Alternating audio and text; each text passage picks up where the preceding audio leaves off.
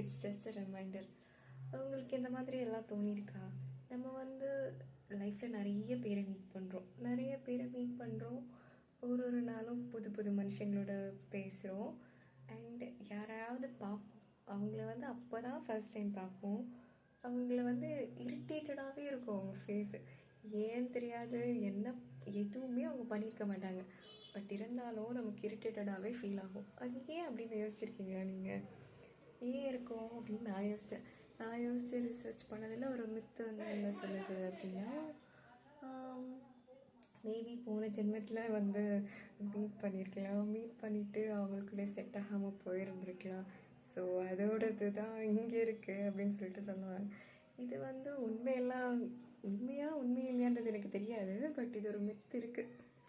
இதை வந்து தெரிஞ்சுக்கிட்டு புரிஞ்சுக்கோங்க. ஸோ நம்ம எந்த ஒரு ரீசனும் இல்லாமல் யாரையும் வெறுக்கிறது இல்லை, ஓகேவா? ரீசனோட தான் வெறுக்கிறோம். புரியுதுங்களா? பை.